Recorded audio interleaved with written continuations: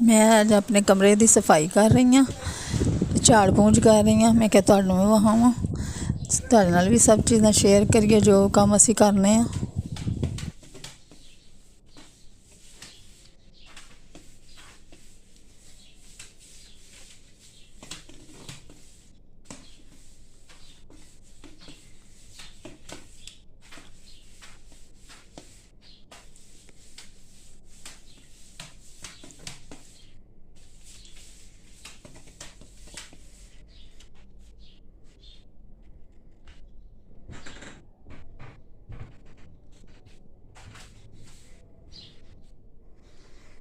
बिस्मिल्लाहिर्रहमानिर्रहीम। अस्सलाम वालेकुम। की हाल है भैन भाईओ? अल्लाह पाक तुहानूं खुश रखे, सलामत रखे।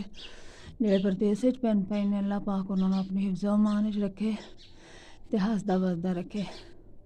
मैं अपने घर की अज सफाई कर रही हाँ। साडा घर बहुत पुराना है, ये पुराने जमाने के रोशनदान बने हैं, इन्हां ते बहुत डस्ट वगैरह सी, तो मैं क्या सफाई करा, तो मैं सुबह सुबह सफाई कर रही हाँ।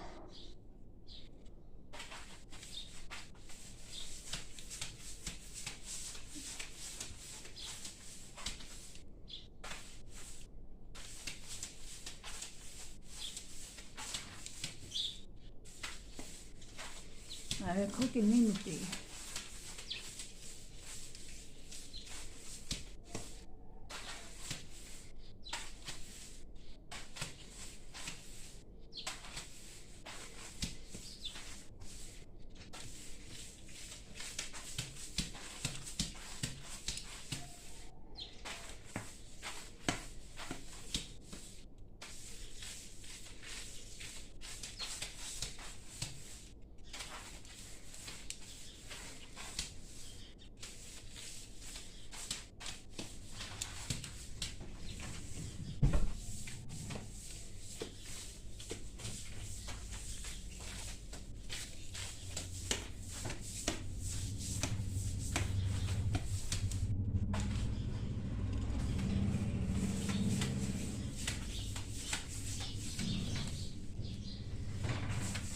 तीसरा रोशनदान है। तकरीबन साढ़े कमरे 6-7 रोशनदान बने, पुराने ज़माने का घर है ना।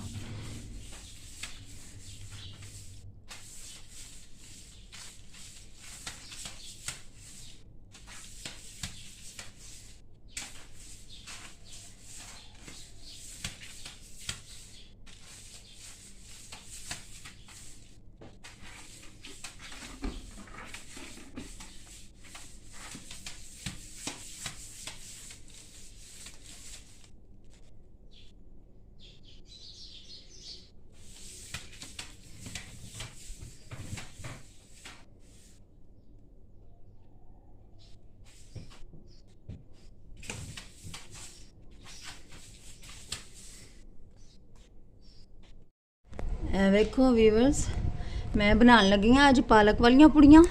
बहुत लजीज खस्ता ते चटपटियां पुड़ियाँ बननगियां। ए वेखो, ए लिए मैं पालक लईए ते ए हरियां मिर्चां लईयां ने। हुण पालक नूं ना मैं बॉयल करांगी, बॉयल करन लई रखनी। मैं पालक धो के लिया के रखी है, मिर्चां भी ते पालक भी। ए पालक बॉयल होने लई मैं चुल्हे ते रख दी है।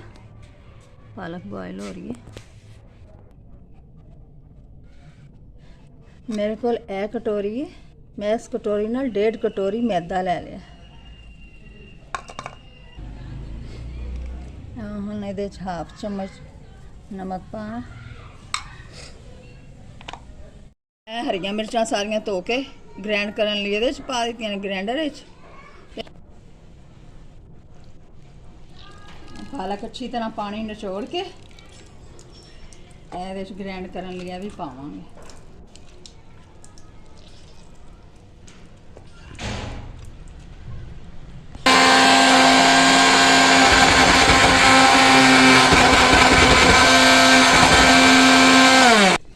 देखो मिर्चां ते पालक दी इस तरह पेस्ट बनानी है।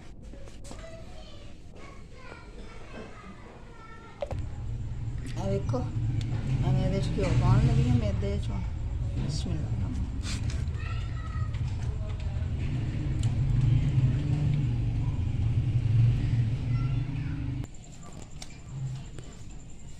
इनू पा के इस तरह सारा मैदा मलांगे घ्यो ते मैदा।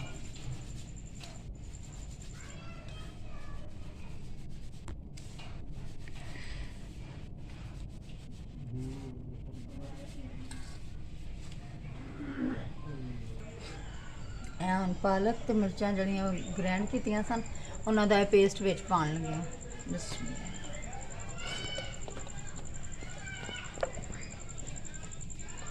ਇਹ ਸਾਰਾ ਅਸੀਂ ਇਸ ਤਰ੍ਹਾਂ ਨਾਲ ਇਹਨੂੰ ਮਿਕਸ ਕਰਾਂਗੇ, ਪਾਲਕ ਨੂੰ ਤੇ ਮੈਦੇ ਨੂੰ।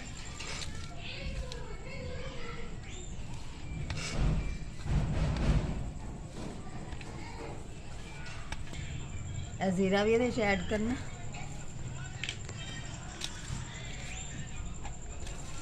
थोड़ा पानी असी जी है सी ना पालक ये भी लगी गई, पानी ये पा के तो गुन लाँगे आटा।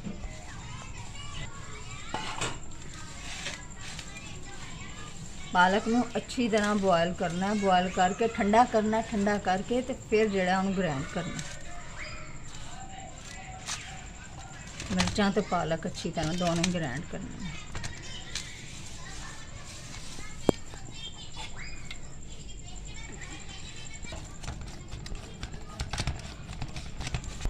आटा गुन लिया, फ्रिज थोड़ी देर रखांगे 10-15 मिनट, उस तो बाद असीं पूड़ियाँ बनावांगे। इन्ने पेड़े बना लेने ना पूड़ियां दे।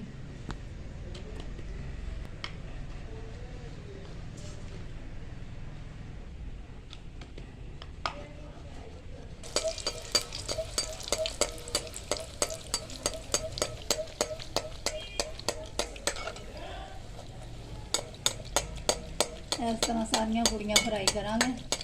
देखो माशाल्लाह कितनी अच्छी पूड़ी बनी है, कितनी ज़बरदस्त है।